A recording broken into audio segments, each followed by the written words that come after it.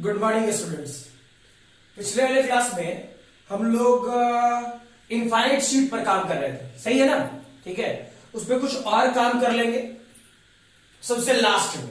ठीक है, मतलब एक क्वेश्चन मुझे कराना है ना, लेकिन उस वाले पोर्शन को मैं सबसे एंड में कराना चाह रहा हूं कुछ कारण से। मतलब मीनिंग है कि सब कुछ सीख लो, क्लियर, तब उस वाले लॉजिक पर एक बार वापस आएंगे।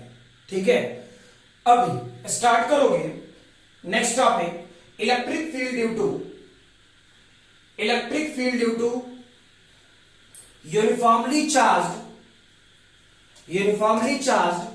spherical cell। Electric field due to uniformly charged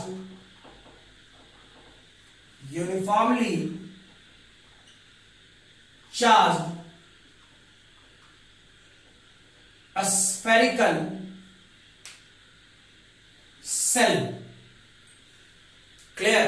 ठीक है, इस वाले पोर्शन में आसान है, टफ नहीं है। मान लो स्फेरिकल सेल कुछ ऐसा, ठीक है, spherical cell positively charged,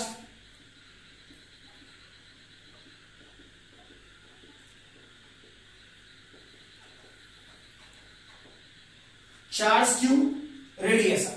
clear? ये इसका सेंटर ओ मान ले, ठीक है, पहला point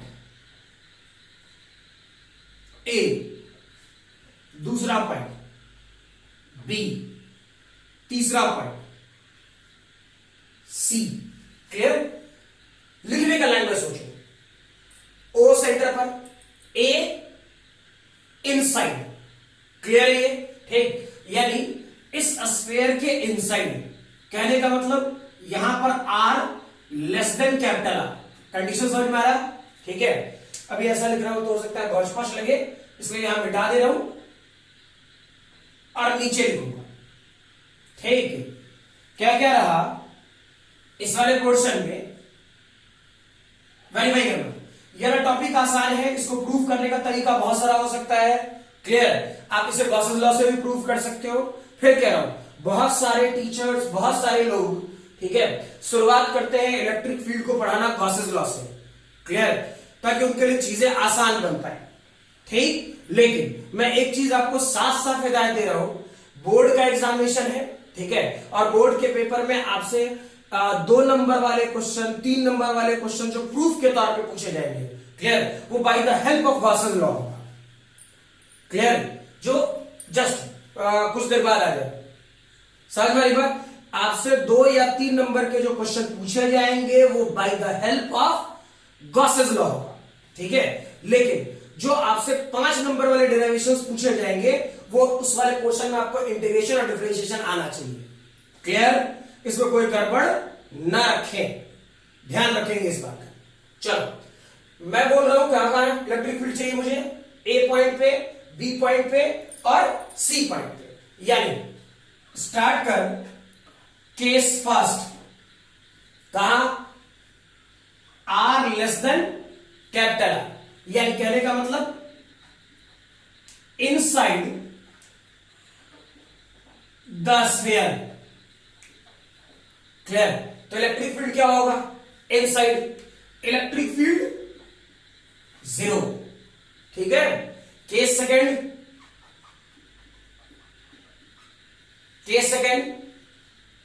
are equal to capital R. ठीक है, क्या होता इसका मतलब? At the surface of sphere. ठीक है, इस जगह क्या हो जाएगा? इलेक्ट्रिक फील्ड की वैल्यू सीधा जाएगा 1/4 pi epsilon naught Q divided by capital R square. ठीक है, केस थर्ड इस वाले पोर्शन में R greater than capital R, यानी आउटसाइड द स्फीयर क्लियर।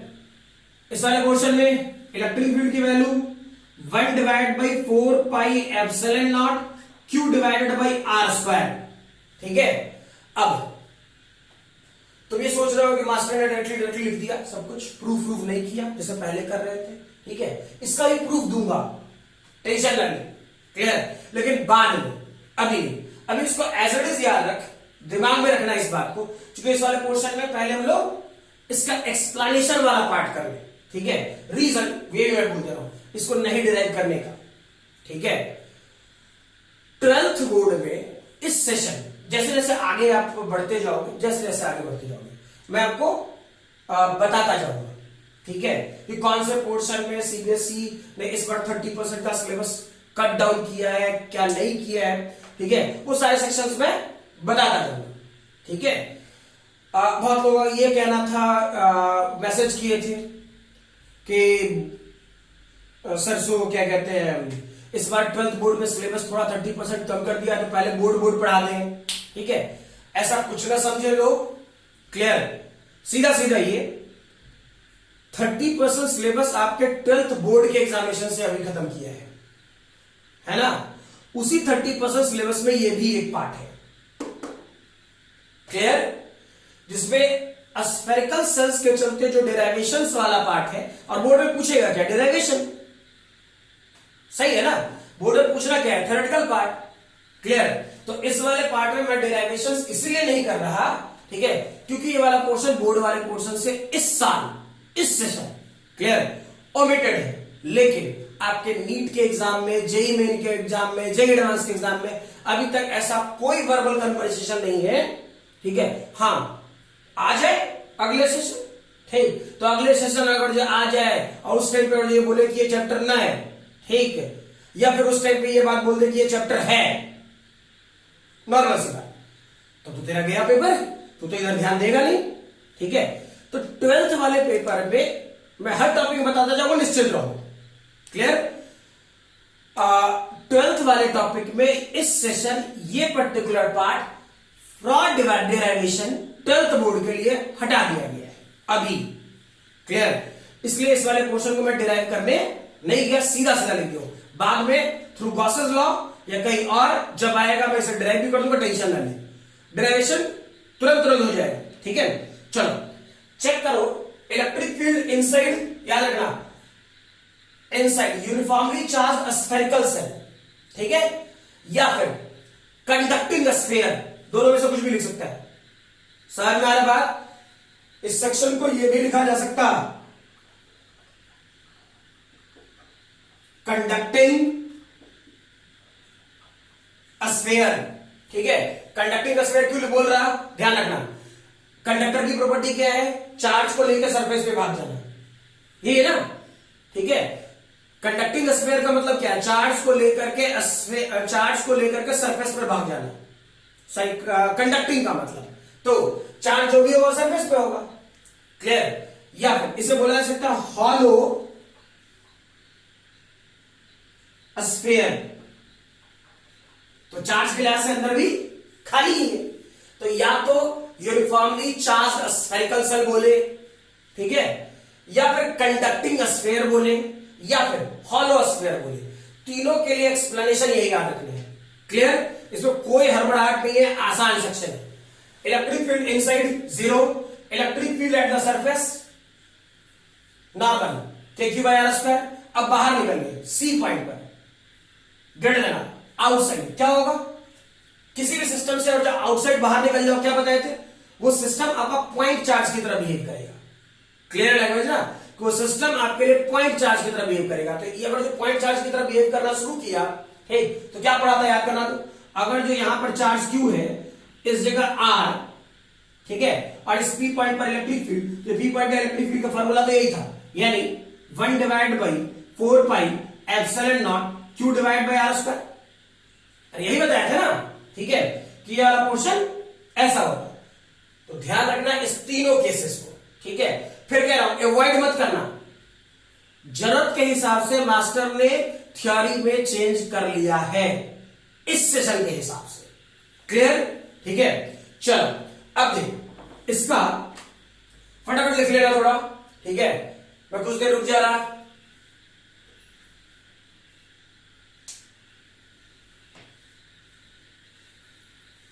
चलो इसका ग्राफ चेक करना, आराम से वीडियो पॉज करके सब कुछ लिख लेना।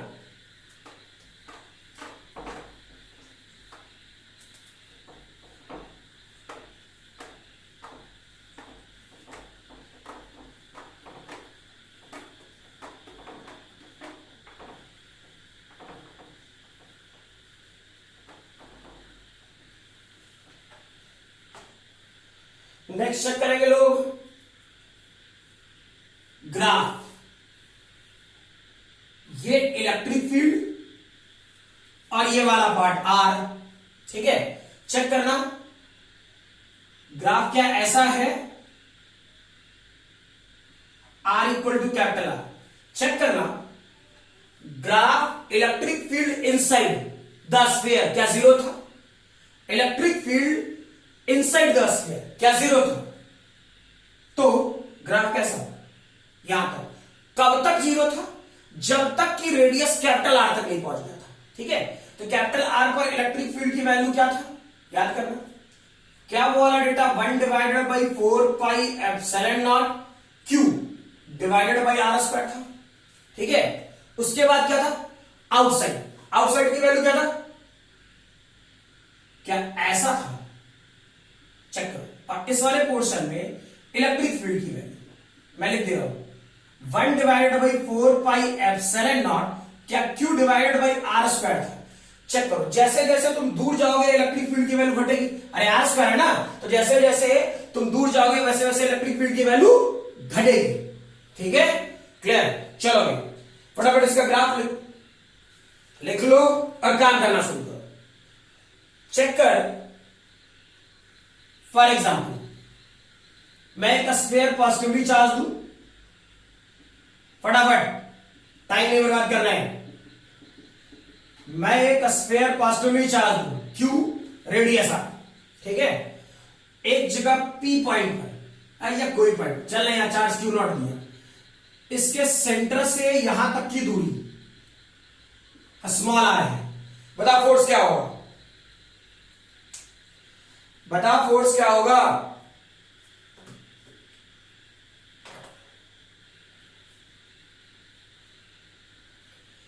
ग्राफ डाला हूं, साथ साथ काम करते जाना। तब तक मैं दूसरा क्वेश्चन कर रहा।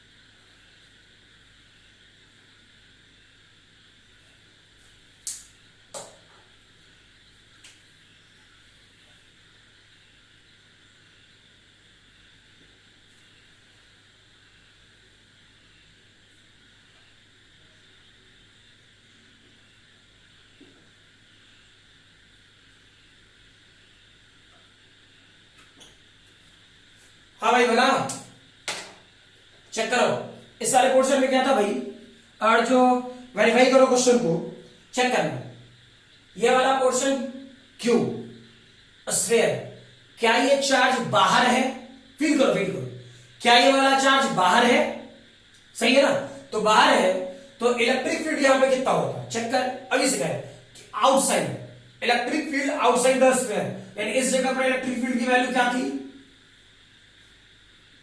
क्या बताया, 1 divided by 4 pi epsilon naught Q divided by R square, यही था ना। तो फोर्स मैंने पूछा, फोर्स की वैल्यू क्या सिखाए थे, क्यू नॉट इंटू ई, ऐसा ही तो होता, हाँ ना, यानी ये वाली वैल्यू क्या हो जाता 1 divided by 4 pi epsilon naught capital Q Q naught divided by R square, ठीक है, क्लियर है? इतना से लिख लो। अब बार कह रहा हूं क्वेश्चन जब भी मैं लिख रहा हूँ तब तक आप वीडियो पॉज करके क्वेश्चन सॉल्व कर रहे होंगे, ठीक है? चलो दूसरे क्वेश्चन को चेक करें। मैंने इस बार किया क्या, ठीक है, मैंने इस बार किया, तो क्वेश्चन को चेंज किया हो, इत्मीनान से सोच लेना, फिर मैं तब तक तीसरा क्वेश्चन या जो मुझे करना होगा मैं करता रहूंगा, ठीक है? मैंने किया क्या कि एक हॉलो स्फीयर लिया, इस पे चार्ज क्यू और रेडियस आर दिया, ठीक है, और इसके सेंटर पे चार्ज दिया मैंने क्यू नॉट, क्लियर? इसके सेंटर पे मैंने चार्ज दिया क्यू नॉट। मैं आपसे ये जानना चाह रहा, इसके सेंटर पे इलेक्ट्रिक फील्ड कितना होगा, ए पॉइंट पे इलेक्ट्रिक फील्ड कितना होगा, बी पॉइंट पे इलेक्ट्रिक फील्ड कितना होगा, सी पॉइंट पे इलेक्ट्रिक फील्ड कितना होगा, क्लियर है? ओ ए बी सी पर इलेक्ट्रिक फील्ड कितना होगा? कंडीशन सेंटर पे चार्ज क्यू नॉट और हॉलो स्फीयर पे चार्ज मैंने क्यू दिया है, ठीक है? मैं इलेक्ट्रिक फील्ड पूछ रहा हूं, फोर्स नहीं। बनाइए।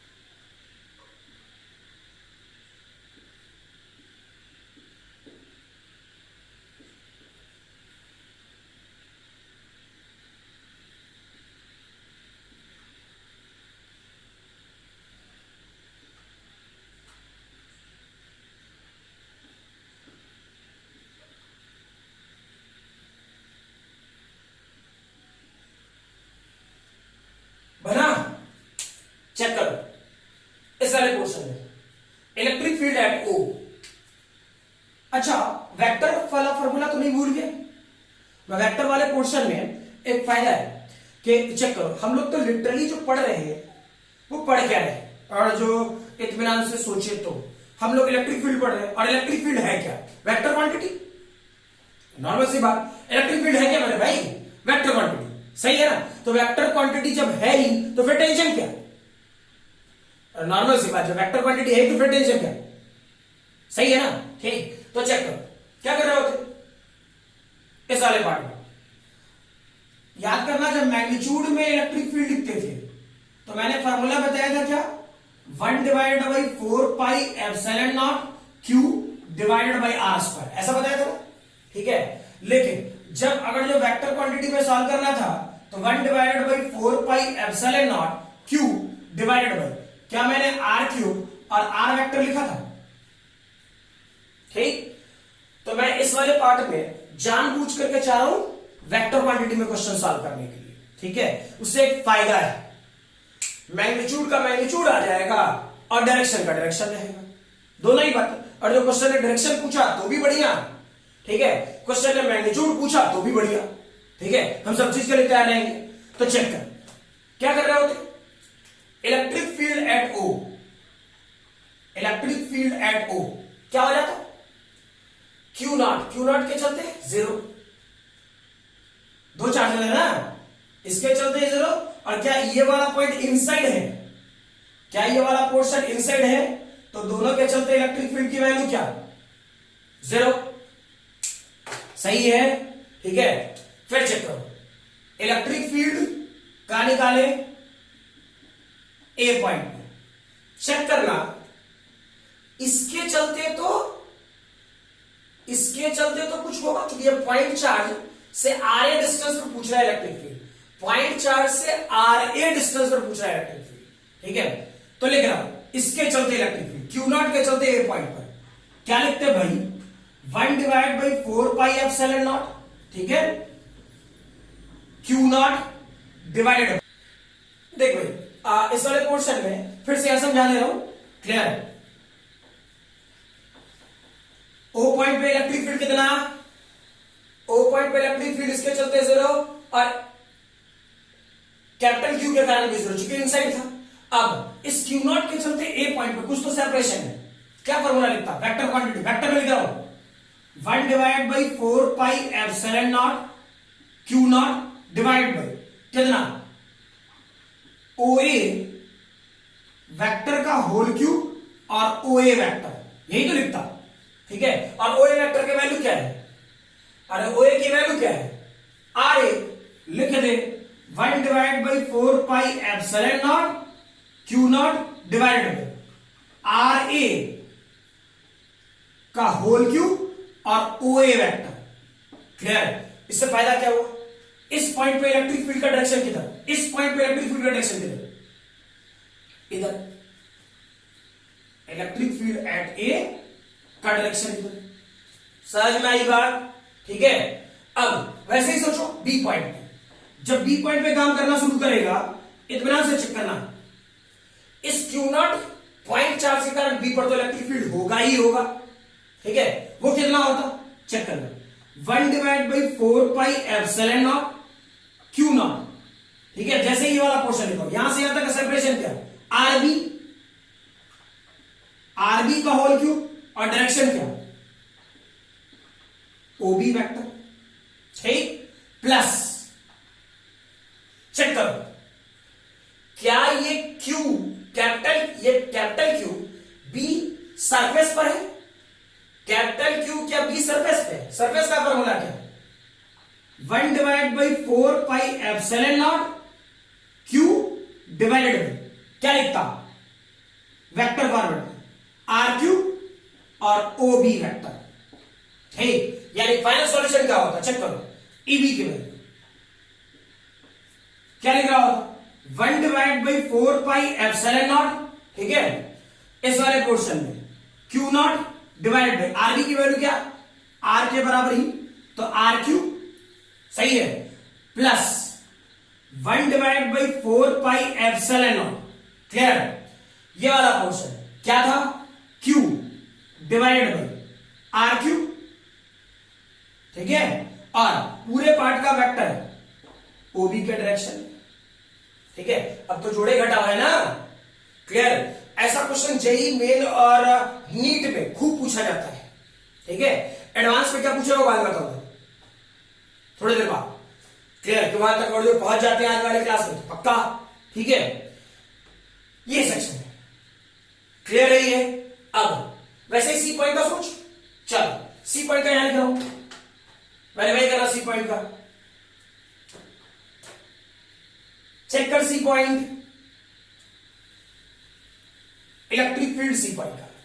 ठीक है, क्या ये पॉइंट चेंज के कारण सी पॉइंट पर इलेक्ट्रिक फील्ड होगा, कितना होगा, लिख 1/4πε0 क्यू नॉट डिवाइडेड बाई क्या, आरसी का होल क्यूब सीधे लिखे, हाँ ना, आरसी का होल क्यूब सीधे सीधे लिखे। ठीक है, और डायरेक्शन सोचो, क्या ओ से सी यानी ओसी वेक्टर। क्लियर, प्लस क्या ये सी पॉइंट इस स्फीयर के आउटसाइड है, क्या ये सी पॉइंट इस स्फीयर के आउटसाइड है। क्लियर, तो आउटसाइड के लिए क्या बताएंगे, 1/4πε0। ठीक है, कैपिटल क्यू डिवाइड बाई सीधा सीधा आउटसाइड है तो इतने दूर की दूरी क्या लिखता, फिर से आरसी का क्यू और डायरेक्शन क्या, ओसी वेक्टर। क्लियर, अब आरसी की जो वैल्यू है वो रख देना, ओसी जैसे इसको जोड़ा, जोड़ घटाव कर लिया, कल से बड़ी बात है। ठीक है, क्लियर, इस वाले क्वेश्चन को इत्मीनान से समझ लेना, पहले क्या दे रहा हूं, ठीक है। अगर जो वैसा है तो बातें रिपीट करके सुन लोगे, ठीक है। फिर से बोल दे रहा हूं, हर इंडिविजुअल चार्ज के कारण चेक करना। पहला, ऑरिजिन पे 0 हुआ, क्यों? सेंटर से कोई डिस्टेंस नहीं था वो पॉइंट पे, 0। ये क्यू के कारण 0, क्यों? ऑरिजिन इनसाइड है, 0, फाइनली 0। चेक करो, क्यू नॉट के कारण ए पर इलेक्ट्रिक फील्ड होगा कितना? इस वाले फार्मूले से लिख रहा है, इस वाले फार्मूले से 1/4πε0 क्यू नॉट ओ ए जो डिस्टेंस था, ओए वेक्टर, जैसे आर वेक्टर लिखे थे ओए वेक्टर, ठीक है। वैल्यू पुट कर दिया यार। बी पॉइंट के लिए फील करो, बी पॉइंट के लिए इसके कारण होगा, ठीक है। और स्फीयर के कारण स्फीयर वाला फार्मूला, सरफेस वाला फार्मूला लगाएंगे। स्फीयर के कारण सरफेस वाला और इसके कारण पॉइंट चार्ज वाला, पॉइंट चार्ज वाला फार्मूला ये और सरफेस वाला फार्मूला ये जोड़ के जो आ जाए। वैसे ही थर्ड वाले पॉइंट पे काम कर लो, ठीक है। लिख लोगे फटाफट थोड़ा जल्दी।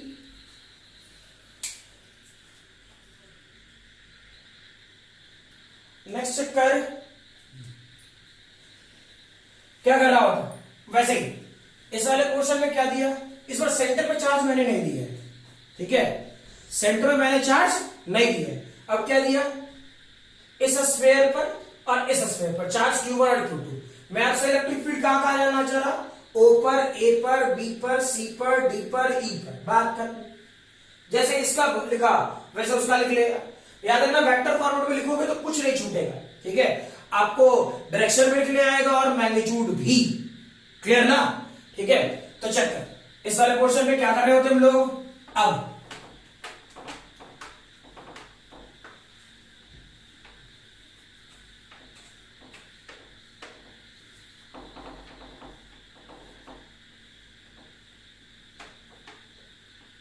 इस वाले पार्ट में फिर वेक्टर फॉर्मेट में लिखते हैं फटाफट, ठीक है।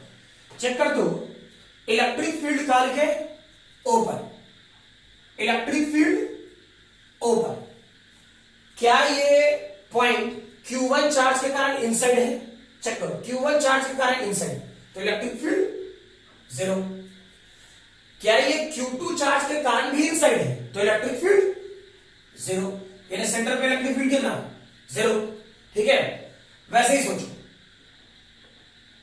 ए पॉइंट पर, क्या ये ए पॉइंट Q1 चार्ज के कारण इनसाइड है, स्फीयर के इनसाइड, क्लियर। तो स्फीयर के इनसाइड तो इलेक्ट्रिक फील्ड 0।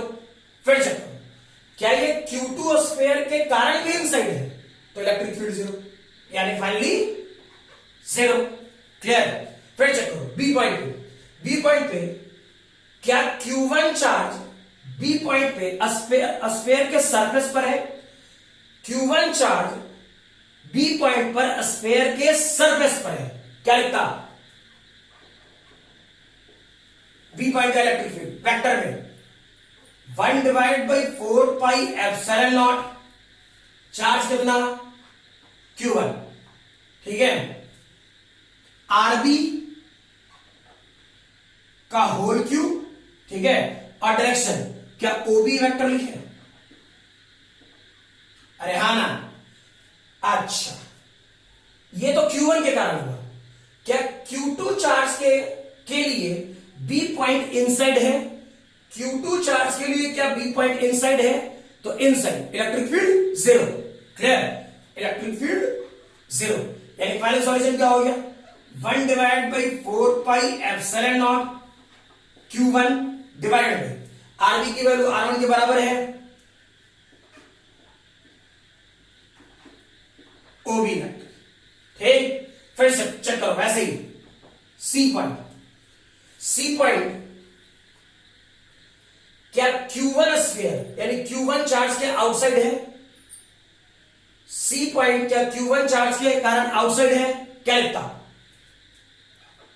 1/4πε0 Q1 RC का होल क्यूब और डायरेक्शन के तौर पे OC वेक्टर, क्लियर। अब सोचो क्या सी पॉइंट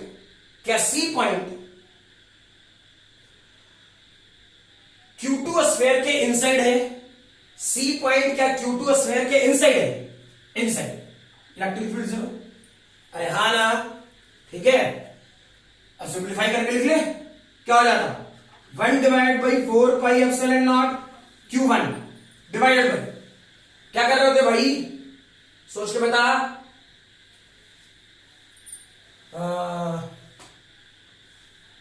अच्छा आरसी तो कुछ है ही नहीं, तो वही रह जाएगा आरसी ओसी, कोई दिक्कत नहीं है। मैंने आरसी का कोई वैल्यू थोड़े रख रखा है, जनरल मान लिया कि आरसी ही है, ठीक है, ऐसे ही रहने देते हैं। फटाफट डी पॉइंट पे आ जा। डी पॉइंट क्या है?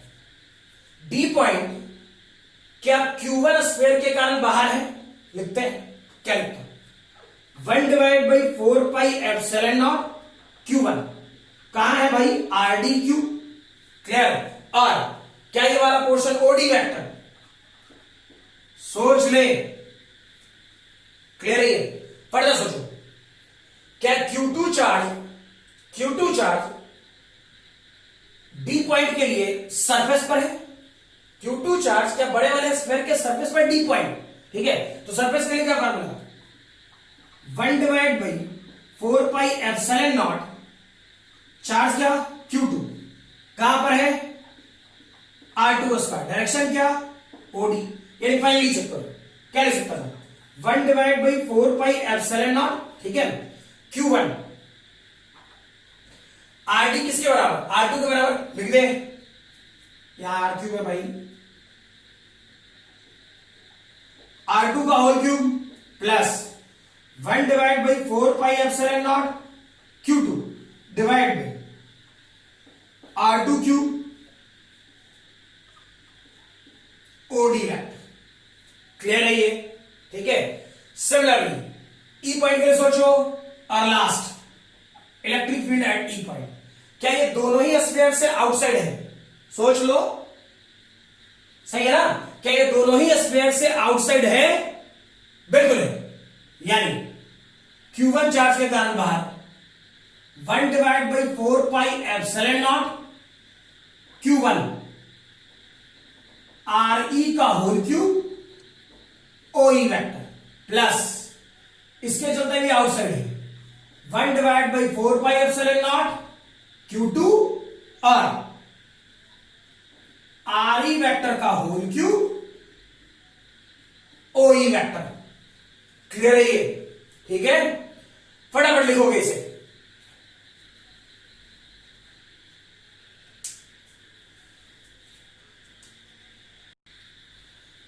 चेक कर लिया होगा इस वाले पार्ट को, ठीक है। अब इस वाले पोर्शन में नेक्स्ट चेक करें, आसान है। और फिर बोल रहा हूं प्रयास करना वेक्टर फॉरवर्ड में लिखने का, ठीक है। इसका डेरिवेशन किया जा सकता है, मैं बार बार कह रहा हूं, ठीक है, लेकिन बोर्ड वाले पेपर के हिसाब से इस साल इसका डेरिवेशन ओमिटेड है, हटाया गया है, ठीक है। तो मैं इस वाले पोर्शन को फॉर जेई में, नीट, इन सभी सेक्शन के लिए एक लेक्चर दे रहा हूं कि आपको छूटे नहीं। क्लियर? चलो डेरिवेशन वाले पार्ट के लिए चलते, सर मैं अवॉइड किया हूं, और वो भी देखेंगे तो गॉसेस लॉ में इसका सिलेबस में है, ठीक है, यहां से हटाया है, गॉसेस लॉ में डाल रखा है, तो हम इसको गॉसेस लॉ से प्रूव कर लेंगे, क्या टेंशन है, ठीक है। चलो नेक्स्ट क्वेश्चन,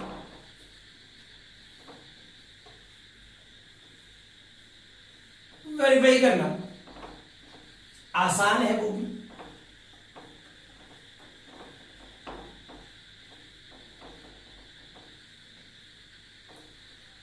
क्या कर रहे होते? चेक करो। फॉर एग्जाम्पल एक स्फीयर ऐसा, दूसरा स्फीयर ऐसा, ठीक, पॉजिटिवली चार्ज। अब कोई भी चार्ज हो, पॉजिटिव नेगेटिव कुछ भी हो,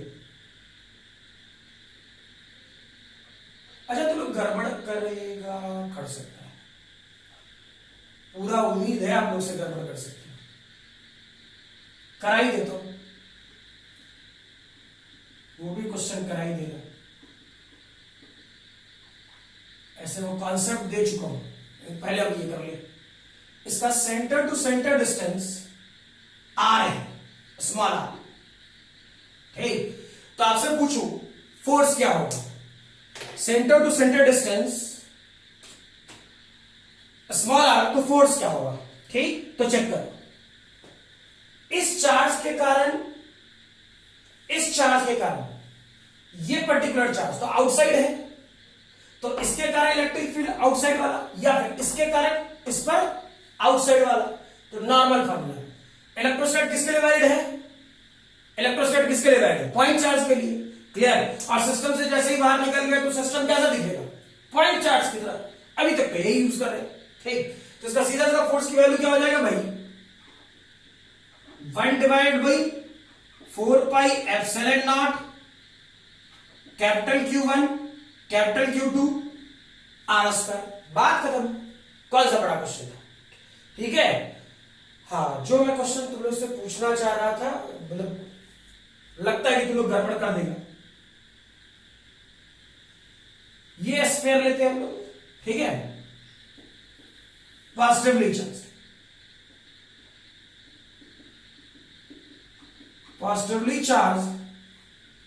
Q1 रेडियस आर।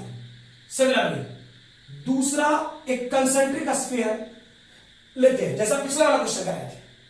ठीक है, लेकिन इस बार ये वाला चार्ज मान लो नेगेटिवली चार्ज है, मान ले, क्या दिक्कत है, अरे हाँ ना, ये वाला पार्ट नेगेटिवली चार्ज है, चार्ज Q2 रेडियस आर। ठीक, सोच के बताना, सेंटर पे इलेक्ट्रिक फील्ड उसी ढंग से, ए पॉइंट पे इलेक्ट्रिक फील्ड, बी पॉइंट पे इलेक्ट्रिक फील्ड, सी पॉइंट पे इलेक्ट्रिक फील्ड, डी पॉइंट पे इलेक्ट्रिक फील्ड, ई पॉइंट पे इलेक्ट्रिक फील्ड। इतना ही पूछे थे ना, सही है ना, सही, इतना ही पूछे थे। यानी अपने तरफ से यहां से यहां तक का डिस्टेंस क्या ले ले, आर ए, यहां से यहां तक का डिस्टेंस आर बी जो R1 के बराबर था, यहां से यहां तक का डिस्टेंस आर सी, यहां से यहां तक का डिस्टेंस आर डी, यहां से यहां तक का डिस्टेंस आर ई। बता, इन O A B C D E point पर इलेक्ट्रिक फील्ड कितना होगा। ठीक है, सोचो, मैं भी थोड़ा सोच लेता साथ साथ तेरे, चेक करना, आसान है, हड़बड़ाना नहीं है, बेसिक्स पकड़ के रखोगे कोई गड़बड़ नहीं होगी। चलो, ओ पॉइंट पर इलेक्ट्रिक फील्ड पॉइंट ओ, क्या ओ पॉइंट Q1 चार्ज के इनसाइड है, इलेक्ट्रिक फील्ड 0।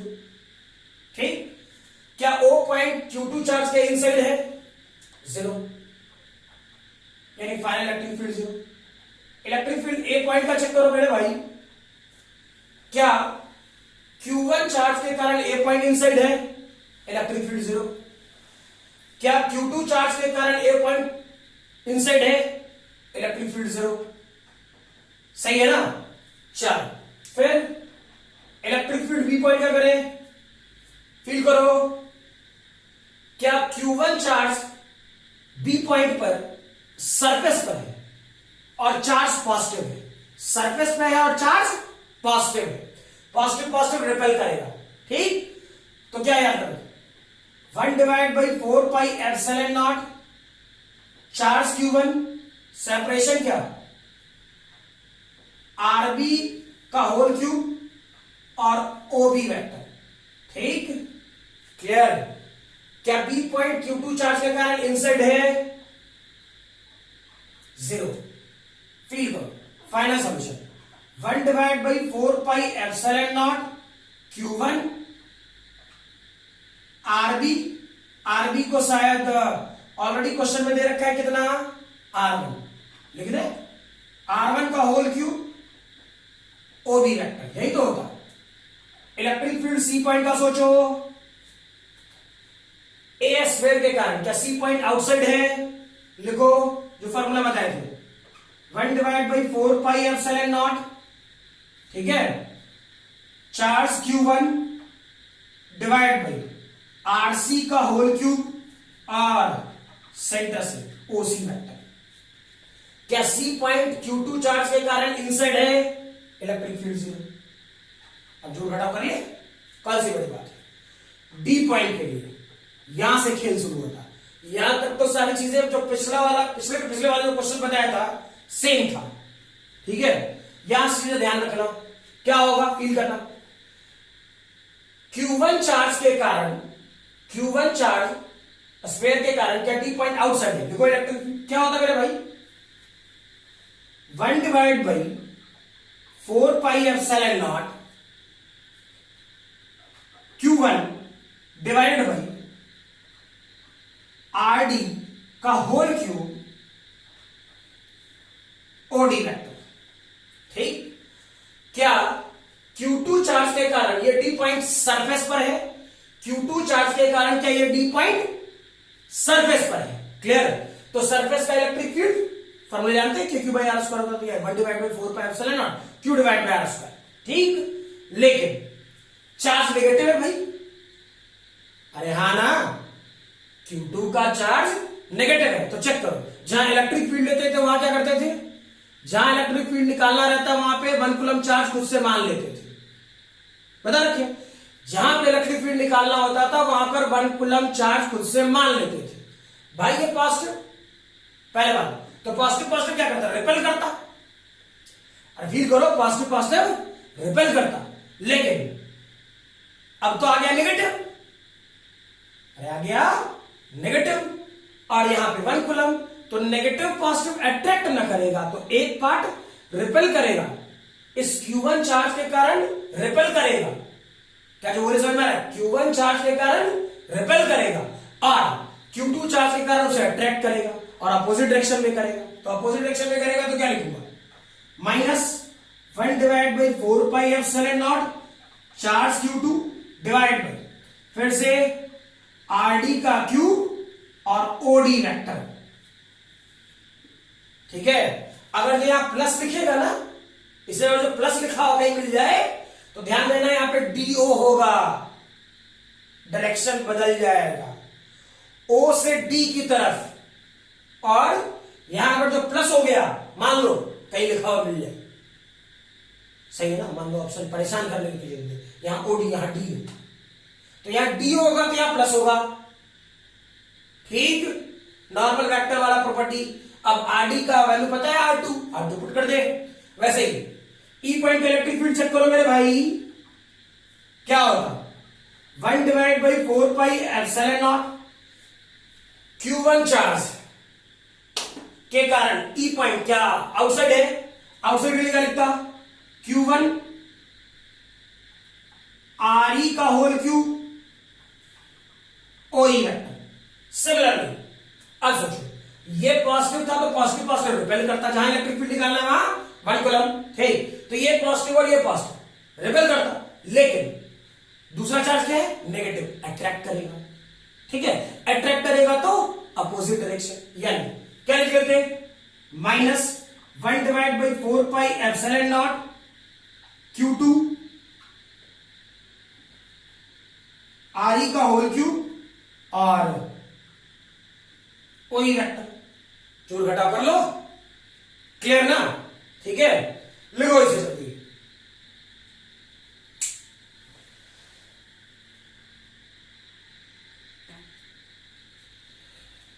लिख लिया होगा। आज वाले क्लास में यहीं तक रहने देते हैं, ठीक है। वेरी नेक्स्ट क्लास आपका इलेक्ट्रिक फील्ड एंड हो जाए, समझ में आ रही बात, और उसके बाद फिर इलेक्ट्रिक पोटेंशियल पे काम करना शुरू करें, ठीक है। हड़बड़ाओगे नहीं, पहले कह दे रहा हूं, एक नॉर्मल सी बात बोल दे रहा हूं, जो सेक्शन, इसमें परेशान होने की जरूरत नहीं है, सिलेबस कम किया है, ठीक है, CBSE बोर्ड में, समझ में आ रहा। बिहार बोर्ड वाले स्टूडेंट है भाई, ऐसा कुछ नहीं सोचेंगे, क्लियर। CBSE बोर्ड वाले स्टूडेंट का सिलेबस 30% डिक्रीज किया है, ठीक है। ICSE बोर्ड वाले स्टूडेंट का भी सिलेबस सुने तो है डिक्रीज किया है, मैंने उसे देखा नहीं है, मोस्ट प्रोबेबली आज देख लूं, क्लियर। तो आज देख लूंगा तो फिर आप लोग को कन्वे कर लूंगा क्या क्या है, ठीक है। बिहार बोर्ड वाले अभी स्टूडेंट बिल्कुल ऐसा ना सोचेंगे कि किसी टाइप का सिलेबस डिक्रीज हुआ है। क्लियर? ठीक है, इसलिए मैंने वो डेरिवेशन वाला पार्ट बाद में बचा के रखा है। ठीक है, कि वहां तक पहुंचते पहुंचते मे भी बिहार बोर्ड भी कुछ कह दे अपना। ठीक है, नहीं कहेगा तो वहां डिराइव कर देंगे, कौन सी बड़ी बात है। तो जो सिलेबस था वो भी हो गया, ये भी हो गया, बात खत्म। ठीक है, यहां तक बातें क्लियर होनी चाहिए अच्छे से। ठीक है, और अभी इस वाले क्लास में मैंने यही सोच के पढ़ाया है। ठीक, और फिर कह रहा हूं डेरिवेशन इसलिए नहीं कराया क्योंकि सिलेबस से इसका डेरिवेशन वाला पार्ट ओमिट किया है। ठीक है, और ये भी करो सिर्फ डेरिवेशन ओमिट किया है, न्यूमेरिकल्स नहीं। न्यूमेरिकल्स पूछ सकता है, समझ में आ रही बात? ठीक है, सिलेबस में जैसे है to the point straight forward में बताता जाऊंगा। अब ये मत कहना कि सर पूरा सिलेबस में एक बार बता दीजिए। ठीक, जैसे जैसे आगे बढ़ता जाऊंगा बताता जाऊंगा, टेंशन मत लेना। ठीक है, चलो अगले क्लास।